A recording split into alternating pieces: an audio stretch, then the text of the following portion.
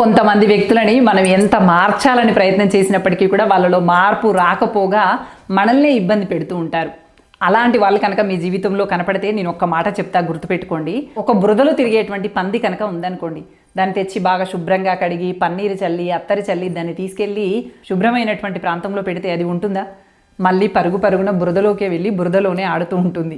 అదిగో అలాగే మూర్ఖత్వపు ఆలోచన విధానము, మూర్ఖత్వపు ధోరణి, మూర్ఖత్వపు ప్రవర్తన కలిగినటువంటి వాళ్ళని మార్చాలని మనం ఎంత ప్రయత్నించినా, వాళ్ళ లోపల మంచితనాన్ని మేల్కొల్పాలని మనం ఎంత ప్రయత్నించినా అది సాధ్యం కాకపోగా మన సమయమే వృధా అవుతుంది. మనము కూడా మూర్ఖుల్లాగా మారిపోయేటువంటి అవకాశం ఉంటుంది.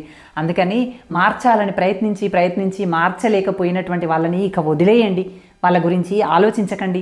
వాళ్ళని మార్చాలని మీరు పెట్టేటువంటి సమయాన్ని కాస్త మిమ్మల్ని మీరు ఉద్ధరించుకోవటానికి ఉపయోగించుకోండి. ఇక వాళ్ళు ఎప్పటికీ మారనటువంటి వాళ్ళ కోసం ఎంతని సమయాన్ని కేటాయిస్తావు? మారనటువంటి వాళ్ళ కోసం ఎన్ని రోజులని బాధపడతావు?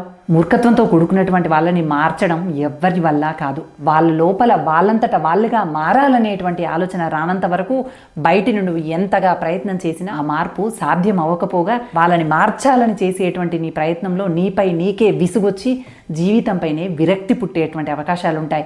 అందుకే వాళ్ళ మానాన వాళ్ళను వదిలేసి నిన్ను నువ్వు మెరుగుదిద్దుకోవటానికి దారుణని వెతుక్కో. అవతలి వాళ్ళతో నీ జీవితాన్ని ముడివేసుకొని వాళ్ళ ఎదుగుదలే నీ ఎదుగుదలగా ఎప్పుడూ భావించకు. నీకంటూ ప్రత్యేకమైనటువంటి ఉనికిని నిరూపించుకునేటువంటి ప్రయత్నం చేయి. అవతలి వాళ్ళ ఎదుగుదల మనకి ఆనందాన్ని ఇవ్వగలుగుతుంది, కానీ మనమేంటో బయటి ప్రపంచానికి చూపించదు. అందుకోసమని అవతలి వాళ్ళ ఎదుగుదలలోనే ఆనందాన్ని చూడటమే కాదు, నిన్ను నీవు కూడా మెరుగుపరుచుకోవటానికి కూడా ప్రయత్నం చేస్తూ ఆనందాన్ని అందులో కూడా వెతుక్కోవాలి అనేటువంటి విషయాన్ని మర్చిపోకు. నీ ఉనికిని నువ్వు ఎక్కడా కోల్పోకు. నీకై నువ్వు శ్రమించటం మరవకు. అవతలి వాళ్ళని మార్చాలనేటువంటి ఉద్దేశంతో కొవ్వొత్తిలా కరిగిపోతావే, త్యాగానికి మరో రూపులా మిగిలిపోతావా? అవతలి వాళ్ళను మార్చాలనేటువంటి ఆలోచనని పక్కన పెట్టి నీకోసం నువ్వు శ్రమించు. నీకంతా శుభమే జరుగుతుంది.